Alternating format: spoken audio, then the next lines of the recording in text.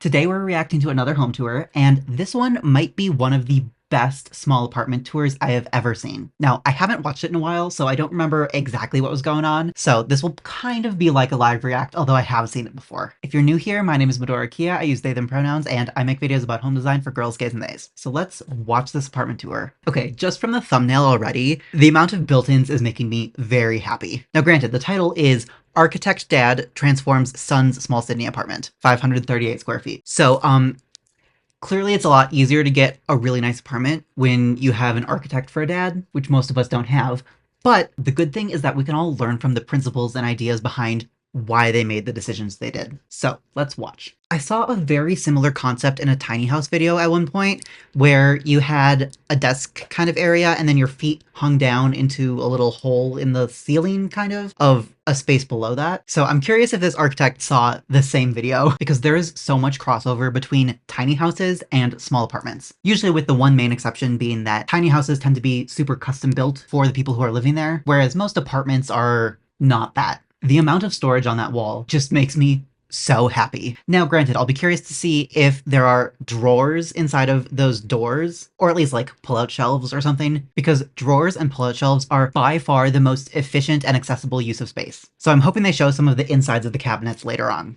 I really love the use of color in here so much. I think it's really smart to have white walls paired with a really light wood because this is a small space, but it's also an open concept space and it's multifunctional. So I love that the color of the couch kind of actually ties into the floors and the color of the cabinets to kind of make it all nice and seamless. And then from this particular angle, I really like the navy blue rug, the green record player, and the red art on the wall. Like those three things are so thoughtfully curated and intentionally placed. And then when we get another shot of the dining room, the green from the record player ties in with the green of the dining room table so perfectly. And it's just one of those little things that ties the whole space together without having like the exact same matching green throw pillow on the couch and on an armchair and up in the bedroom. You know, you don't necessarily want it to be matching in that way. But to me, this sparing amount of green really just helps the two spaces kind of have a conversation in a way that it otherwise wouldn't. I do wish they picked a larger rug because the couch is not on the rug. The rug could definitely go another foot or two closer to the window. So that is one thing I think they could have done a little bit better on, but maybe that was something they already had, you know, I don't know. I do love the glass coffee table in the space, especially on the dark rug, although they definitely cleaned that off right before this shoot because glass tabletops do not stay that clean. I love that how the dad is talking about this space. He's not just talking about the apartment itself, but he's talking about the location and the walkability of the neighborhood and all of that. And then here's a better shot of that green dining room table, which I am so in love with. It feels so unique, even though there's nothing like particularly special about it. Like the green isn't a particularly weird green. Tiled countertops are a normal thing. The shape of this table is pretty standard farmhouse. And the color of the wood, again, isn't anything particularly special, although I have been really into a cherry kind of wood recently. But altogether, especially with those chairs and that little pop of chrome in there, it just works so well. I love that the color of the table base is the same as the wood color of the chairs. So again, they're in conversation, but without being too matchy-matchy. And also I think it works really well thematically to have the dining area be this central point of warmer wood colors, whereas the rest of the apartment is still warm, but a much lighter tone, because this is quite literally the center of the apartment. And usually things around food, whether it's preparing food or eating food, like the kitchen or the dining room table, those are usually the center of a home. So I really love that they've kind of designated this area with a different wood tone than the rest of the apartment, because usually you'd think to designate an area with a rug or a pendant light or something like that. And this is another way that I don't think I've ever actually thought of before. So I'm very into that. The placement of this dining table is so strange to me. And if I'm remembering correctly, I'm pretty sure it was thrifted. So I'm guessing what happened was that they were like, we don't need to have space for a dining table. I'll just eat on the couch. And then they found this dining table and then they were like, we got to put this somewhere. We got to figure out a place to put it. And I think it works. Like it feels a little weird. I definitely would not, I don't know if I can zoom in here. No. I definitely would not want to be sitting in that chair closest to the wall. Maybe if they have people over, they'll like pull the table out a bit or something. But it looks like there's still plenty of space for that walkway between the dining table and the kitchen, and then also between the dining table and the couch. So I'm not mad at it. I love how he's giving a little bit of history about the building itself and how it was a warehouse for Reader's Digest, which is just like such a fun little detail that helps you feel more connected to the space in a way that you wouldn't otherwise get without that. I really love this shot of underneath the bed loft mezzanine thing because, again, it reminds me of tiny houses. I've seen so many tiny houses that have storage built into the stairs and open cubbies and shorter ceiling heights, especially in some areas where you're going to be sitting down. So I feel like it's pretty safe to say that this architect is definitely inspired by tiny houses. And while they're not the right move for everyone, they can definitely be a very good source of inspiration. I love this close-up of the edge of the stairs and the storage cubbies because I think it's really common for people to assume that you need to put edge banding on your plywood so that you don't see the edges of the plywood because that's just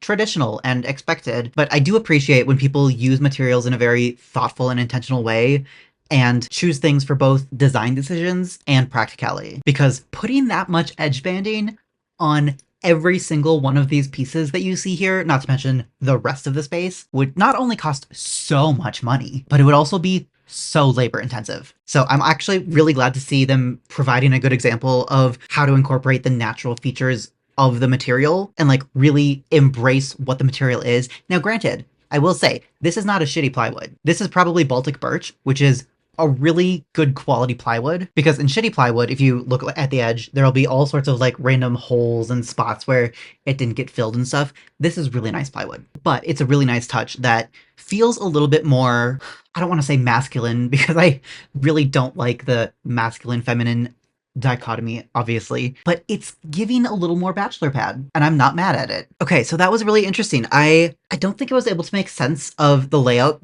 before the renovation, and it looks like not much actually changed. Really, the only thing they did was take out the walls for the bedroom and replace it with that like sleeping loft mezzanine type of thing that lets a lot more light through, because they were saying that the whole apartment kind of felt a little dark and dingy before, but just taking down those walls and creating your own structure that lets light through helped a lot with that. Obviously, I'm guessing they own the apartment instead of renting, because you're definitely not getting your security deposit back if you take down walls. But if you're going to live somewhere for a while, it really might be worth it to not care about getting your security deposit back and just making a space that works for you. Obviously, that takes a level of privilege, but it's something to consider, especially with all of the conversation going around online about making sure that things are renter friendly and getting your deposit back. And like, if you find someplace with a cheap deposit, it might not be the end of the world, depending on who you are and what your financial situation is. I'm just going to say it again. I love this storage wall. I feel like storage walls like this should be standard in every apartment, because the amount of built-in storage in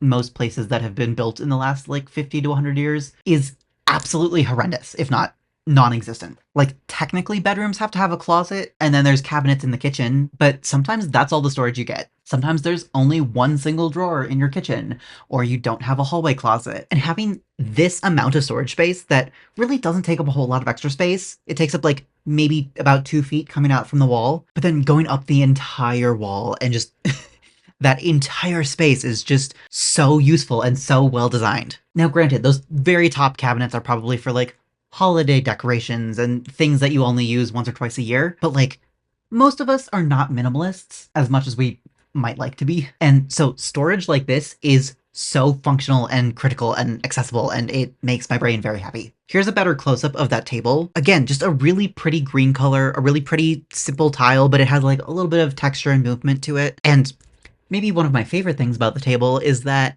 other than a vase with some flowers and possibly what looks like a candle or a game or something, this table isn't covered with stuff, because as my ADHD girlies will know, dining room tables tend to just become another shelf, especially when you've got 3 of us living in the same house. Okay, here he was talking about the beauty of having all of your lines match up perfectly and all of that, and I totally agree.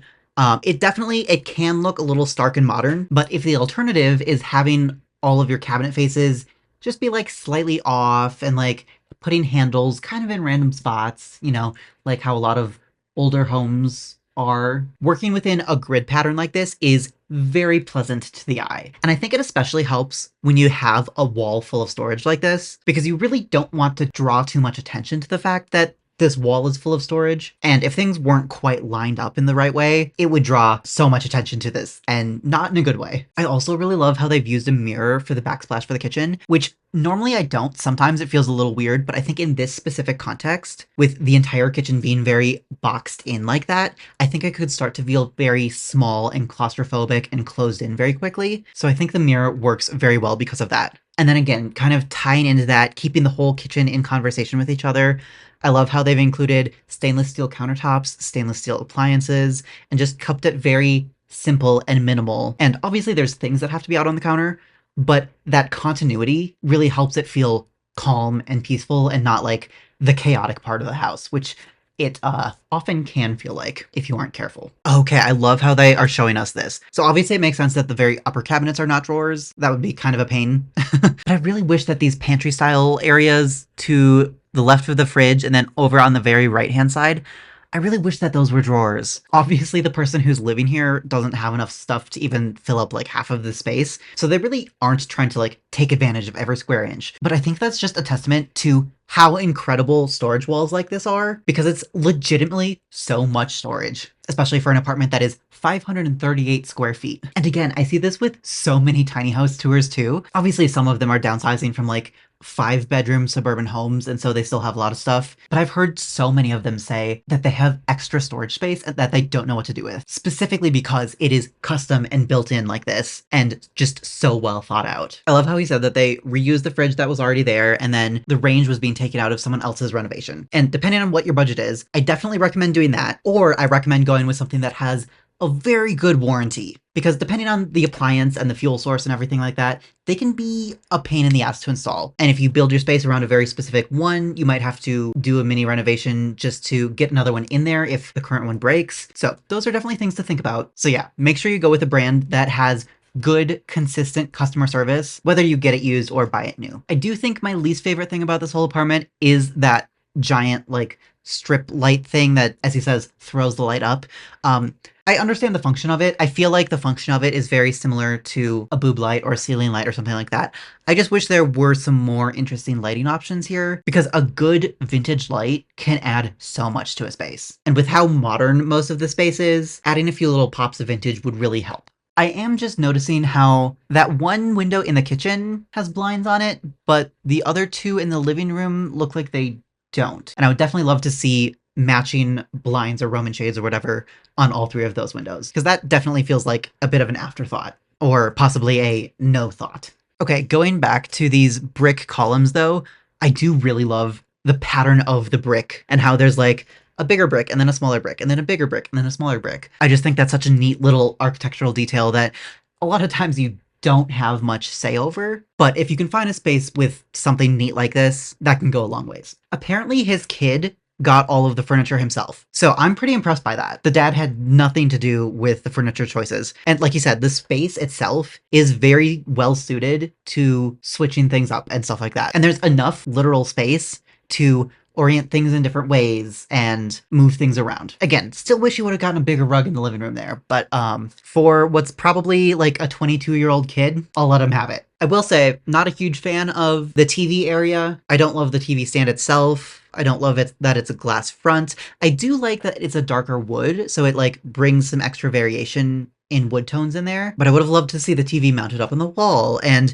maybe a few less knickknacks on the TV stand, or at least bigger knickknacks. Like find somewhere else to put the small knickknacks, like up on those shelves up there. I think the scale is just a little bit off for me, but at least he's clearly got some meaningful things to him and is displaying those, I guess. It definitely helps bring a little bit more character into the apartment. So again, I guess I'll take it. I think my least favorite thing about this apartment so far is that this is the view you see when you walk in. And I do think it would be nice to have something covering up all of those clothes, because this doesn't feel like the most welcoming view to me. I get that it probably wouldn't bother me too much in like actual reality if I were living here, but it's just like one of those little things. Like, what is the first thing you see when you walk in? It's just those little things that make all the difference. He did say that this little desk area down here reminds him of a caravan or a boat. So yeah, pretty confident that he's watched some tiny house videos. And also I do think this is a really neat, effective use of space where you need an extra room, but you don't need it to be as tall as a normal room, because you'll be sitting down the whole time. I love how they showed the bathroom, even though they said it's not renovated yet, but it will be, because it really just kind of speaks to the whole process of renovating, especially if you're doing it all yourself, in that this is a very time and labor intensive process. You don't just like snap your fingers and then it's done. So I really just love the humanity in showing a space that isn't finished. Okay, so the two things that I don't love about this sleeping loft area, there's no area for like a nightstand. There's nowhere to set your phone. There's nowhere to set a water bottle or your jewelry or whatever. And then the other thing that bugs me is that he says that these shelves create a screen between the bedroom and the living room, but like, it's not a screen. It's like very, very much not a screen. It's two pieces of wood. It creates a little bit of a barrier so that you don't accidentally fall down. But like those slats underneath it, that's a screen. What's above is not a screen. So maybe it was just his word choice, but that is bugging me. And it's also the fact that like, if you were to have a guest over sleeping on the couch or something, there is no privacy between you two. Now granted, if someone's sleeping over, they're probably relatively close to you, but like still, I would want to have a little more privacy than that. Okay, so that was it. I don't think I mentioned this before, but this was on the YouTube channel Never Too Small, which has all sorts of apartment tours about small spaces. So if you're interested in that, I would definitely go check that out. Although, to be fair, a lot of these are pretty professionally designed and not in the US and not renter friendly. So keep that in mind. But there's a lot of really cool inspiration here. If you like this video and you want to see more like it, make sure to do all the things that will tell the YouTube algorithm to show you more of my videos. If you want to help keep a roof over my head or get live personalized design support from me, head over to patreon.com/medorakia. And if you want to work with me one-on-one, go to medorakia.com. Bye.